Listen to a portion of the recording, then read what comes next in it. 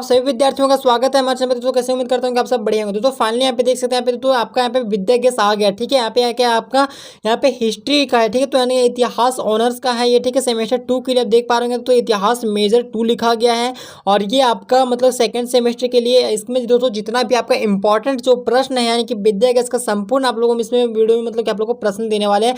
साथ ही आपको जो दोस्तों उसका PDF भी प्रोवाइड कराने वाले हैं। ठीक है, मैं आप लोगों को पहले ही बता देता हूँ कि अगर आपको इसका PDF डाउनलोड करना होगा तो दोस्तों आपको कमेंट सेक्शन में जाना हो, वहाँ पे आपको पिन मिल जाएगा। ठीक है, वहाँ पे कमेंट में लिंक मिल जाएगा और आपको डिस्क्रिप्शन में इसका लिंक मिल जाएगा। वहाँ पे जाके आप इस PDF को जो डाउनलोड कर पाएंगे। देखिए इस PDF में आप जो भी इंपॉर्टेंट प्रश्न दिया गया है इसमें आप लोगों को ये बताएंगे। देखिए यहाँ पे कुछ मतलब कि यहाँ पे लिखा गया था, आप लोग इसको पढ़ लीजिएगा PDF में। ठीक है, यहाँ पे देखिए जो इसका इंपॉर्टेंट जो प्रश्न है हिस्ट्री ऑनर्स का, यहाँ पे देखिए पूरा जो प्रश्न कुल आपका विद्या के इसमें 14 प्रश्न पूछा गया है। उनमें से कौन कौन सा प्रश्न यहाँ पे देख सकते हैं। तो यहाँ पे देखिए कुतुबुद्दीन ऐबक की उपलब्धियों का वर्णन करें, पहला प्रश्न आपका ये है। दूसरा है कि अलाउद्दीन खिलजी की भूराजस्व नीति का वर्णन करें। ठीक है, बहुत ही महत्वपूर्ण प्रश्न। आप लोग हर एक प्रश्न का जो आंसर है आपको इसी चैनल के माध्यम से आपको करवाया जाएगा। ठीक है, तो आप लोग चैनल को जरूर से जरूर सब्सक्राइब कर लेंगे और दोस्तों इस वीडियो मतलब चैनल को आप लगातार विजिट करते रहे दोस्तों। इसमें जो आपको हमेशा मतलब कि आपको जो है वो इन्फॉर्मेशन वाला जो वीडियो है आप लोगों को देखने को मिलता रहेगा। अगला देखिए कि भारत में सूफीवाद पर एक निबंध लिखे। ठीक है, भारत में सूफीवाद, ठीक है, इस पर आपको निबंध लिखना है। ये सबसे बड़ा वाला क्वेश्चन है। ठीक है, 15 नंबर का क्वेश्चन है दोस्तों, सब अच्छे से एक बार आप इसे पढ़ लीजिएगा, बहुत इंपॉर्टेंट प्रश्न है। अगला देखिए कि विजेता एवं साम्राज्य निर्माता के रूप में बाबर का मूल्यांकन करें। ठीक है, यानी कि बाबर को जो है विजेता और साम्राज्य निर्माता यानी कि साम्राज्य को जो स्थापित किए थे उनके रूप में उनको मतलब उनका मूल्यांकन करना किनका, बाबर के बारे में। तो अगला देखिए हुमायूं के प्रारंभिक कठिनाइयों का वर्णन करें। ठीक है, यानी कि हुमायूं के जो प्रारंभिक यानी कि जो प्रारंभ में उनके सामने कौन कौन सी समस्याएं कौन कौन सी कठिनाई उनके बारे में आपको बताना है। शेर शाह के प्रशासनिक कठिनाइयों का वर्णन करें।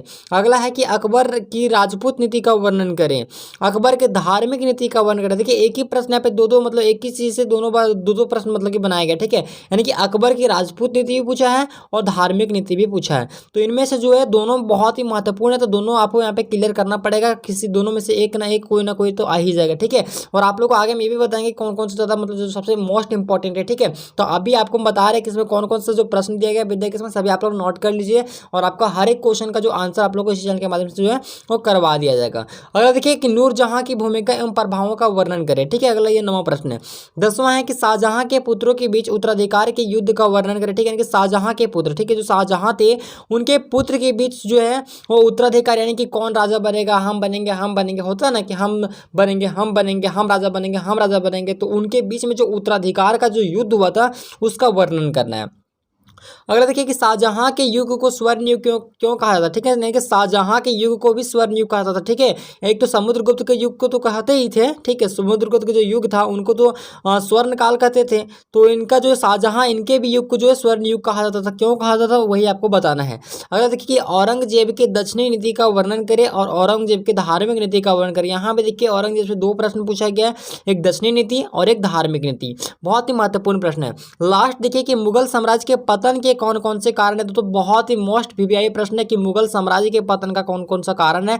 ये परीक्षा में आपका 100% जो है आ जाएगा। ठीक है, तो आप लोग सबसे पहले इन प्रश्नों को नोट कर लीजिए और अगर इसका PDF चाहते हैं, अगर PDF डाउनलोड करना चाहते हैं आपको डिस्क्रिप्शन में लिंक मिल जाएगा। ठीक है, और अगर आप दोस्तों इसका मतलब अन्य और PDF डाउनलोड करना आपको है तो देखिए PDF के लिए यहाँ पे क्लिक कर आपको यहाँ पे क्लिक कर देना है। जैसे यहाँ पे क्लिक करेंगे तो हमारे जो ऑफिशियल वेबसाइट है वहाँ पे पहुँच जाएंगे और वहाँ से आप जो है इसका मोस्ट VVI प्रश्न जो और भी सब्जेक्ट का है वो भी आप डाउनलोड कर पाएंगे। तो चलिए मिलते हैं, bye, take care, thanks for watching this video, धन्यवाद।